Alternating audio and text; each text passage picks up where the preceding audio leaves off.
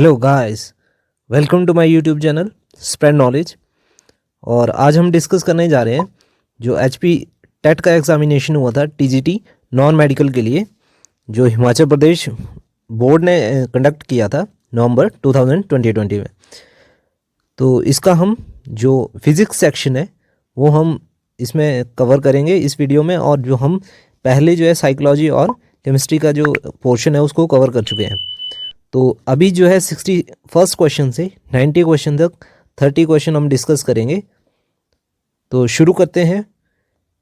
61 question है, which of the following is an example of asteroid. तो कौन सा जो है क्षुद्र ग्रह का उदाहरण है?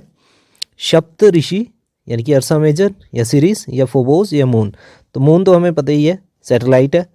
तो अर्सा मेजर एक कॉन्स्टेलेशन है। फोबोस जो है वो भी एक मार्स या जुपिटर इनमें से किसी एक का जो सैटेलाइट है, यानी कि मून की तरह ही वो एक सैटेलाइट है फोबोस। और जो सीरीज़ है that will be the correct option. ये सबसे बड़ा जो एस्टेरॉयड है, हमारे एस्टेरॉयड बेल्ट जो है सोलर सिस्टम में, उसमें जो है सीरीज़ जो है सबसे बड़ा एस्टेरॉयड है। तो बी ऑप्शन होगा। सेकेंड क्वेश्चन है, which of the following is not a member of solar system. Solar system का कौन सा मेंबर नहीं है इनमें से? तो इन्होंने जो हमारा जो क्वेश्चन हमने मतलब जो आंसर की आई है, तो उसमें कमेंट लिखा गया है, जो ऑफिशियल आंसर की उन्होंने एचपी बोर्ड ने जारी की है। बट इसका आंसर जो है करेक्ट ऑप्शन कॉन्स्टेलेशन होगा, क्योंकि constellation is not the member of solar system. Solar system का मेंबर कॉन्स्टेलेशन नहीं है, जबकि जो है एस्टेरॉयड और कोमेट और सैटेलाइट ये जो है सारी की सारी चीज़ें with in the solar system exist करती हैं।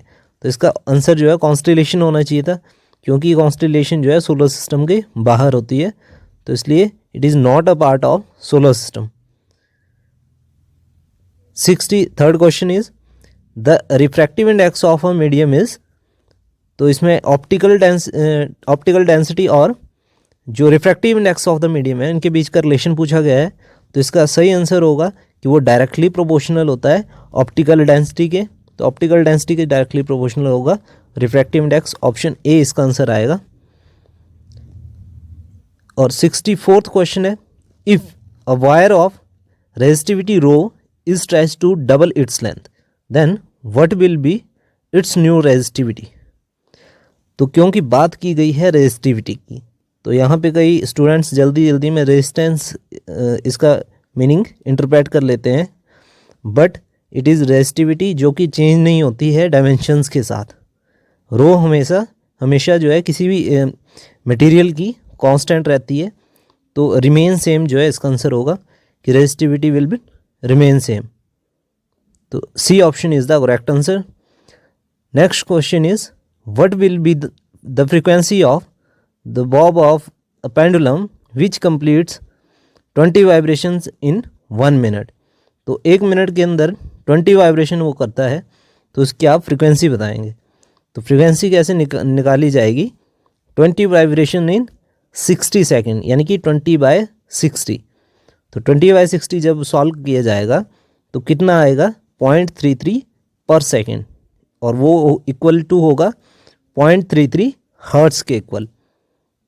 तो 66 क्वेश्चन है, if the refractive index of a material of equilateral prism is √3 then the angle of minimum deviation of the prism is. तो इसके लिए एक फॉर्मूला होता है जिसमें जो है एक वो एंगल ऑफ जो प्रिज्म होगा इक्विलेटरल प्रिज्म, तो उसको हम एंगल ऑफ प्रिज्म मानते हैं, हम ए से डिनोट करते हैं और डेल्टा से डिनोट करते हैं angle of minimum deviation of the prism. तो फिर उसको हम जो है उसकी वैल्यू निकालते हैं कि जो रिफ्रैक्टिव इंडेक्स है उससे उसका रिलेशन होता है, और उससे उस रिलेशन से हम इसकी वैल्यू निकालते हैं। तो आप देख सकते हैं कि वो फॉर्मूला क्या है, और हम इसको जब सॉल्व करेंगे तो इसका आंसर जो है, अगर ऑप्शन वाइज भी हम इसको पुट करें तो ऑप्शन वाइज भी 30 डिग्री के लिए, 45 डिग्री के लिए और 60 डिग्री के लिए, देन 75 डिग्री के लिए, तो जो आंसर आएगा वो सी के लिए हमारे पास सेटिस्फाई कर जाएगा। तो इस क्वेश्चन का आंसर होगा C 60 degree. Time taken by sunlight to pass through a medium of window of thickness 4 millimeter and refractive index 3/2। तो इसके लिए जो हमारे पास ऑप्शंस है 2 × 10⁻⁻⁴ सेकेंड, 2 × 10⁻⁸ सेकेंड, 2 × 10⁻11 सेकेंड, 2 × 10⁻11 सेकेंड। तो सनलाइट जो है विंडो की थिकनेस ये दी हुई है और रिफ्रैक्टिव इंडेक्स जो है 3/2 दिया हुआ है, थिकनेस 4 यानी कि 4 mm दे रखी है। जब इसको सॉल्व करेंगे तो आप देख सकते हैं हम कैसे इसको सॉल्व करेंगे कि हमें निकालना है टाइम। तो टाइम निकालने के लिए हम जो थिकनेस है that is distance upon time is equal to speed. तो हमें जब टाइम निकालना है तो time is equal to distance upon speed, thickness divided by refractive thickness divided by जितनी स्पीड ऑफ लाइट होगी that will be the time taken by the this sunlight. But इसमें एक और फैक्टर है रिफ्रैक्टिव इंडेक्स का।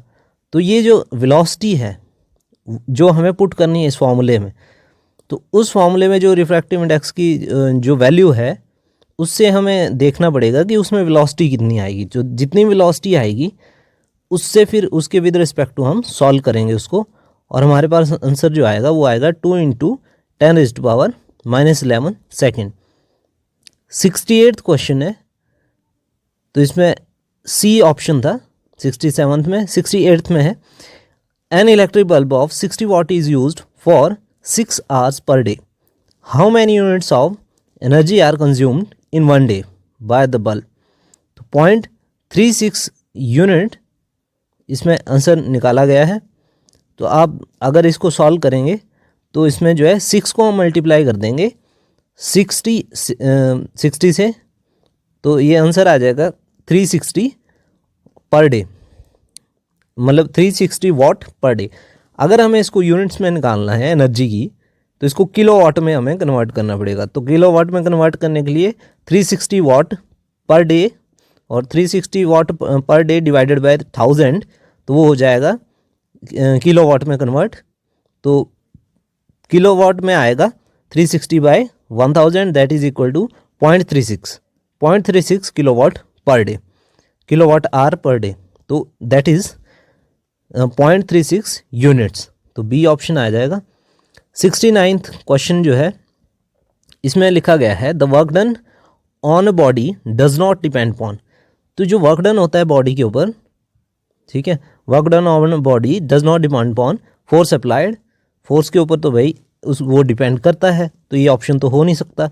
B option है initial velocity of the body, initial velocity of the body के ऊपर डिपेंड नहीं करेगा, क्योंकि हम वर्क डन का जो फॉर्मूला लिखते हैं that is equal to W is equal to F.S, और F क्या होता है फोर्स, और क्योंकि ये डॉट प्रोडक्ट है जब इसको हम स्केलर फॉर्म में लिखेंगे कि F और S cos थीटा, तो F जो है फोर्स होगी, S जो है डिस्प्लेसमेंट होगी, और थीटा जो है cos theta that is angle होगा theta between the force and displacement. तो ए भी इन्वॉल्व है, सी ऑप्शन डिस्प्लेसमेंट भी इन्वॉल्व है, और angle between the force and displacement D option भी इन्वॉल्व है।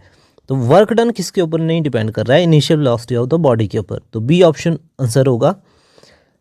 70th क्वेश्चन है अपथ्रस्ट डिपेंड अपॉन। अपथ्रस्ट किसके ऊपर डिपेंड कर रहा है, वॉल्यूम के ऊपर, डेंसिटी के ऊपर, एक्सेलरेशन ड्यू टू ग्रेविटी के ऊपर, या ऑल ऑफ दीज के ऊपर।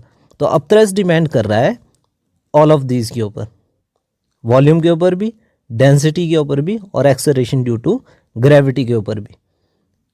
तो डी ऑप्शन होगा करेक्ट आंसर। 71st क्वेश्चन है a stone dropped from the bridge hits water after 2 second. 2 second के बाद जो है नीचे वो हिट कर जाता है वाटर को, ब्रिज से अगर उसको ड्रॉप करते हैं। What will be the height of bridge if acceleration of the stone is 9.8 metre per second square. तो इसको सिंपली हम S is equal to UT plus half AT square उस फॉर्मूले से सॉल्व कर सकते हैं, और उसको जब पुट करेंगे U इसकी वेलोसिटी 0 होगी। अगर 2 सेकेंड टाइम है हमारे पास तो हाफ AT स्क्वायर की जगह हम A की वैल्यू 9.8 पुट कर देंगे, हाफ इंटू 9.8 इंटू 2 का स्क्वायर, यानी कि टाइम हमें 2 सेकंड है तो 2 का स्क्वायर, तो यहाँ पे आ जाएगा हाफ इंटू 9.8 इंटू 4, तो हाफ से फिर जब मल्टीप्लाई करेंगे 4 को तो 2 आ जाएगा, और 9.8 को अल्टीमेटली हम 2 से जब मल्टीप्लाई करेंगे तो 19.6 आंसर आ जाएगा। तो कितना डिस्टेंस वो ट्रैवल करेगा 2 सेकंड के अंदर, जो हमारा स्टोन ड्रॉप हुआ होगा 19.6 मीटर, तो यानी तो ब्रिज की हाइट आ जाएगी 19.6 मीटर। तो ऑप्शन होगा सी। 72nd जो क्वेश्चन है वो है density of water is 1000 kilogram per cubic metre and the relative density of the silver is 10.5, then what is the density of silver. तो डेंसिटी हमें बतानी है सिल्वर की, तो वो क्या होगी, रिलेटिव डेंसिटी अगर हमारे पास दे रखी हो, रिलेटिव डेंसिटी का फॉर्मूला होता है relative density of a material is equal to जो उसकी एग्जैक्ट डेंसिटी होगी विद रिस्पेक्ट टू समथिंग, मतलब जो एग्जैक्ट डेंसिटी होगी divided by density of that material जिसके विद रिस्पेक्ट हम उसकी रिलेटिव डेंसिटी बता रहे हैं। यानी कि अगर वाटर के विद रिस्पेक्ट हम बता रहे हैं तो वाटर के विद रिस्पेक्ट उसकी डेंसिटी, और तो हम जो है जब फॉर्मूले में इस फॉर्मूले में अगर पुट करें इनकी वैल्यूज़, डेंसिटी ऑफ वाटर दे रखी है 1000, तो 1000 से डिवाइड करेंगे सिल्वर की डेंसिटी को तो उसकी रिलेटिव डेंसिटी आ जाएगी 10.5। तो सिल्वर की डेंसिटी क्या होनी चाहिए 10.5, यानी कि जो रिलेटिव डेंसिटी है इनटू डेंसिटी ऑफ वाटर, तो 10.5 इंटू 1000 तो आ जाएगी 10,500 किलोग्राम पर क्यूबिक मीटर। तो ये आनी चाहिए डेंसिटी ऑफ सिल्वर, 72 का सी आ जाएगा। 73rd क्वेश्चन हमारे पास, a jet plane flies in air because streamline flow, option पूरे पढ़ूंगा इस बार, streamline flow of air causes lift, B option no gravity acts on plane, C upthrust of air balances its weight, D none of this. तो अगर हम सी को देखें तो सी में अपथ्रस्ट कह रहे हैं कि एयर लगा रही है, तो एयर अपने आप नहीं लगाएगी, उसके लिए कोई कॉज कर रहा होगा, किसी वजह से वो लग रही होगी। तो ये है, तो ये एक सेंस में करेक्ट भी कह सकते हैं इसको, बट ये पूरी तरह से करेक्ट नहीं है अपने आप में। और अपथ्रस्ट जो है एयर नहीं लगाती है, खुद नहीं लगाती ना वो, तो सी इतना अप्रोप्रिएट ऑप्शन है नहीं।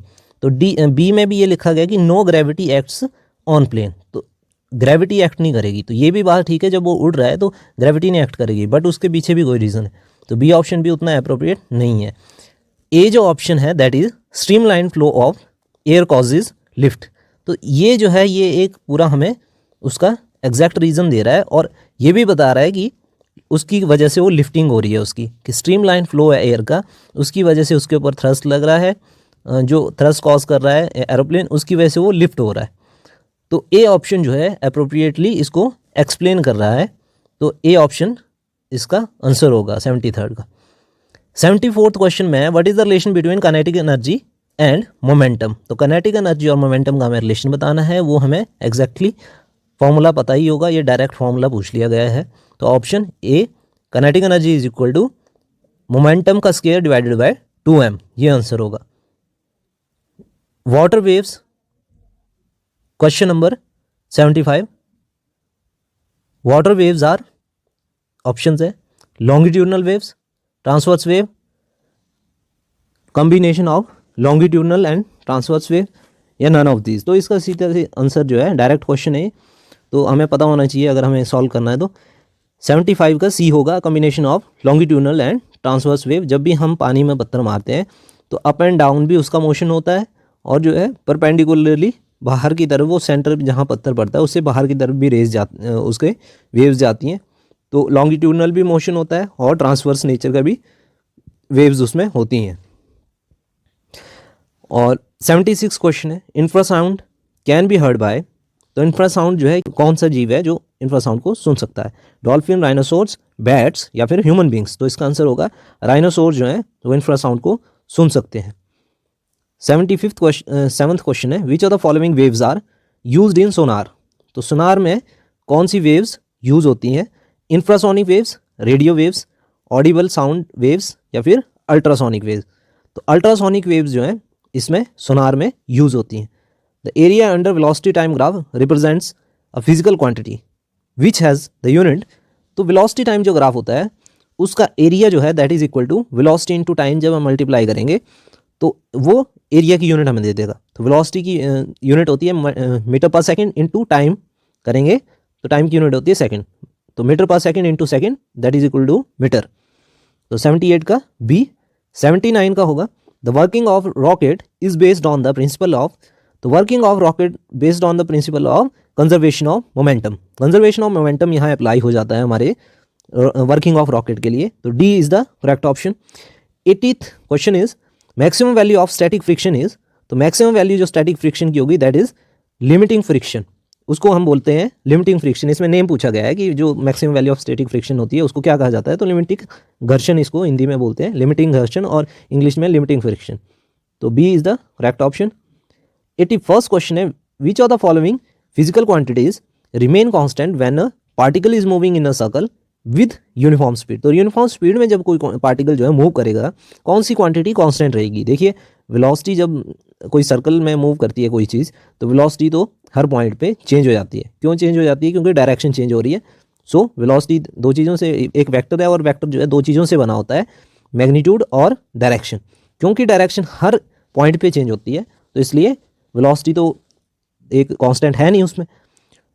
अब जो है तो अगर इन्होंने बोला है कि कांस्टेंट यूनिफॉर्म स्पीड है, यूनिफॉर्म स्पीड में जो है मैग्नीट्यूड तो सेम रहेगा बट डायरेक्शन चेंज होगी। सेम चीज़ अप्लाई होगी एक्सेलरेशन के लिए। एक्सेलरेशन जो है इनवर्ड होगा हर डायरेक्शन, हर पॉइंट पे। तो ठीक है, अगर हम कोई भी पॉइंट कंसीडर करें तो it will be inwards, acceleration will be inwards, तो इसकी भी डायरेक्शन चेंज होगी हमेशा। तो दोनों चेंज हो रहे होंगे। कनेटिक एनर्जी, कनेटिक एनर्जी देखा जाए तो it is a magnitude, it is a scalar quantity, और वी स्केयर का मैग्नीट्यूड इसमें लेंगे हम, तो स्पीड का स्केयर हो जाएगा इसमें, है ना, हाफ एम वी स्केयर। इसमें वेक्टर इन्वॉल्व नहीं है। तो वी स्केयर यहाँ पे यूनिफॉर्म स्पीड बोला हुआ है तो वी स्केयर इज कांस्टेंट। मास वैसे ही कांस्टेंट होता है ऑब्जेक्ट उसका पार्टिकल का, तो डिवाइड बाय हाफ तब भी वो कांस्टेंट रहेगा, यानी कि इन होल कि kinetic energy will be remain constant. तो सी ऑप्शन इसका अप्रोप्रिएट आंसर है। डी को भी देख लेते हैं। डिस्प्लेसमेंट जो है उसकी तो वैसे ही हो रही है तो वो तो हमेशा वेरी करेगा, और डिस्प्लेसमेंट जो है कांस्टेंट नहीं हो सकती क्योंकि वेरी कर रही हो। तो डी इनमें से सबसे अप्रोप्रिएट ऑप्शन कनेटिक एनर्जी है जो कि कांस्टेंट रह रही है एक यूनिफॉर्म स्पीड के साथ जब पार्टिकल सर्कल में मूव कर रहा है। सी ऑप्शन होगा। 82nd क्वेश्चन है conductivity is measure in. Conductivity को हम मेजर करते हैं तो साइमन मीटर इनवर्स में। तो या इसको हम ओहम का उल्टा भी ले सकते थे, मोहो मीटर इनवर्स, और मोहो को ही साइमन भी बोलते हैं, तो साइमन मीटर इनवर्स। तो इसमें ऑप्शन एक ही है जो हमारे आंसर से मैच करता है, that is A option. A option answer होगा। 83rd क्वेश्चन है which of the following is likely to have the minimum frequency voice. Minimum frequency voice किसकी होगी, a man will have minimum frequency voice. इनमें से जो भी option मैंने दिए हुए हैं, तो एक गर्ल जो होगा या गर्ल या बेबी बॉय, वैसे तो बचपन में बच्चों की आवाज़ सबकी सेम होगी, इनकी सबसे हाईएस्ट पिच होगी बेबी गर्ल या बेबी बॉय दोनों की, क्योंकि जब बच्चे छोटे होते हैं उनकी आवाज़ में ज़्यादा डिफरेंस होता नहीं है, और दोनों में ही काफ़ी ज़्यादा फ्रीक्वेंसी इनकी हाई होगी। बेबी गर्ल की हो सकता है थोड़ी ज़्यादा हो एज़ कम्पेयर टू बॉयज़। तो अगर हाई पूछा होगा तो बेबी गर्ल या बॉय में से लिखेंगे हम, और अगर प्रेफर एक ही ऑप्शन हो बेबी और गर्ल में से, बेबी गर्ल और बेबी बॉय में से, तो बेबी गर्ल लिखेंगे। और अगर दोनों होगा तो दोनों भी लिख सकते हैं हम, क्योंकि बचपन में इतनी ज़्यादा डिफ्रेंशिएट आवाज़ हमारी होती नहीं है, तो इसलिए दोनों आ सकते हैं जब अगर हाई पूछा हो, मैक्सिमम फ्रीक्वेंसी वॉइस पूछा हो। तो इसमें पूछा है मिनिमम, मिनिमम के लिए सी ऑप्शन आएगा। 84th क्वेश्चन है linear magnification of a plane mirror is +1। ये सबको पता होना चाहिए। इरेक्ट इमेज बनती है और बनती भी वर्चुअल है, तो इरेक्ट बनती है और सीधा बनती है, तो इसलिए 1 बनेगी और उसी साइज़ की बनेगी। तो 84th का +1। 85th में पूछा है magnifying power of convex lens. तो इन्होंने आंसर जो ऑफिशियल दिया है वो दिया है ऑलवेज ग्रेटर देन 1, बट इसका आंसर जो है एनी वैल्यू होगा। Magnifying power of a convex lens, तो पहली बात करें कि अगर इन्फिनाइट से कोई पैरेलल रेज आती हैं कन्वेक्स लेंस के लिए, तो वो जो है फॉल करेंगी कन्वेक्स लेंस पे, फिर कन्वर्ज होएंगी और फोकस पे हमारे पास एक डिमिनिश्ड, हाईली डिमिनिश्ड जो है ऑब्जेक्ट का वो बनाएगी इमेज, और इन्वर्टेड इमेज बनती है। तो उस केस में तो हमारे पास मैग्नीफिकेशन जो है काफ़ी कम है, मतलब अप्रोच कर रही है जीरो को, और इन्वर्टेड बन रही है तो नेगेटिव भी है। तो उसी केस के लिए तो हमारे पास ये केस तो वैसे ही फेल हो जा रहा है जो ऑलवेज ग्रेटर देन 1 की बात करी गई है। तो पहली बात तो ये ऑप्शन होगा ही नहीं। तो सारे केस पॉसिबल होते हैं कन्वेक्स लेंस के लिए, तो एनी वैल्यू इसमें आएगा। कुछ केसेस में कम भी होती है, कुछ में ग्रेटर देन 1 भी होती है, लेस देन 1 भी होती है, इक्वल टू 1 भी हो सकती है कन्वेक्स लेंस में। ठीक है, अगर सिर्फ मैग्नीट्यूड की बात करें हम, अगर नेगेटिव पॉजिटिव साइन लें फिर तो और भी वेरिएशन आ सकती है, बट हम अगर सिर्फ मैग्नीट्यूड की बात करें, मैग्नीफिकेशन से मैग्नीफाइंग पावर की बात करें या मैग्नीफिकेशन की बात करें, तो अगर पावर की बात करिए फिर तो ये ग्रेटर देन 1 हो सकती है। बट मेरे ख्याल से कि अगर इसकी हम सिंपली वो उस टर्म में बात करें मैग्नीफिकेशन की टर्म में तो कोई भी वैल्यू आ सकती है। बट अगर पावर की बात करिए तो हो सकता है ग्रेटर देन, अगर पावर की बात करें तो पावर की बात के लिए पॉजिटिव या नेगेटिव बोल सकते हैं उसको, क्योंकि पावर तो डिपेंड करती है फोकल लेंथ के ऊपर। फोकल लेंथ की बात करें तो उस हिसाब से हो सकता है कि ये पॉजिटिव आए, बट ऑलवेज ग्रेटर देन 1 ये कहना बहुत ही मुश्किल है, क्योंकि अगर f की वैल्यू अगर हमने 0.5 ले ली तो 0.5 के लिए तो जो पावर है दैट विल बी ग्रेटर 2, और 2 क्या है, ज़्यादा है, और अगर हम उसको 2 ले लें फोकल लेंथ को तो उसके टाइम में हाफ हो जाएगा, वो पावर क्या हो जाएगी, हाफ। तो उस केस में ये भी उस केस के लिए भी ये मैच नहीं कर रहा है, यानी कि हम मैग्नीफाइंग पावर बोलें तब भी नहीं, और अगर मैग्नीफिकेशन बोलें तब भी ये मैच नहीं कर रहा है। हाँ, पॉजिटिव कह सकते हैं कि पॉजिटिव होती होगी, अगर पॉजिटिव की बात करें तो पॉजिटिव हो सकता है कि मैग्नीफाइंग पावर की वैल्यू पॉजिटिव होगी, बट उसके लिए लिखना पड़ेगा हमें कि ऑलवेज ग्रेटर देन 0, ना कि हमें ग्रेटर देन 1 बोलेंगे उसको। तो ग्रेटर देन 0 होता और पावर की बात होती, ठीक है, अगर पावर की बात कर रहे हैं यहाँ पे तो क्या होगा, तब भी 0 आना चाहिए था, ग्रेटर देन 0। तो इस 85th जो क्वेश्चन है उसका आंसर डी होना चाहिए था। 86 क्वेश्चन जो है, what is the relation between angle of incidence, angle of emergence and angle of refraction when refraction occurs in a rectangular glass slab. Rectangular glass slab में जो है अगर ये चीज़ हो रही है तो I is equal to E is greater than R। तो रेक्टेंगुलर जब स्लैब होगा उसमें से जाएगा तो एंगल ऑफ इंसिडेंस और एमरजेंस वो जो है इक्वल होते हैं, बल्कि जो अंदर रिफ्रैक्शन होगा दैट विल बी लेसर, तो उन दोनों से ही वो लेस होगा, ए ऑप्शन होगा। 87th क्वेश्चन है, the force acting on a stationary charge in a uniform magnetic field, तो ये क्या हो जाएगा, 0 हो जाएगा। तो force acting on a stationary charge in a uniform magnetic field, तो ये 0 होगा, कोई फोर्स नहीं लगेगी यूनिफॉर्म मैग्नेटिक फील्ड में स्टेशनरी चार्ज के ऊपर, क्योंकि मैग्नेटिक फील्ड की वजह से इसमें कोई फोर्स नहीं लगती है। इलेक्ट्रिक फील्ड होता तो चार्ज के ऊपर फोर्स लगती। तो 88th क्वेश्चन है, ऊपर वाले क्वेश्चन में 0 आंसर था। 88th क्वेश्चन में लिखा है, a spherical bubble of air in a glass slab will act at.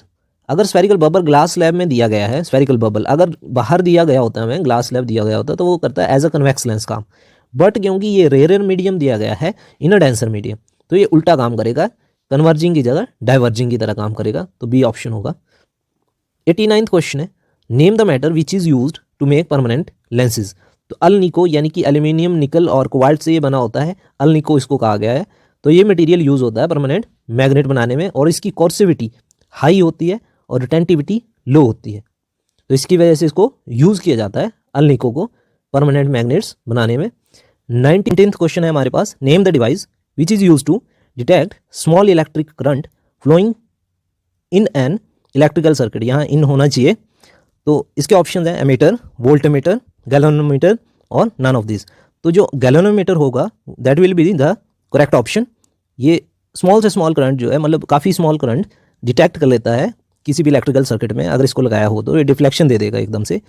तो C will be the correct option in this question. And यहीं पे हमारा जो 30 क्वेश्चन का जो सेक्शन था दैट इज़ कम्प्लीटेड।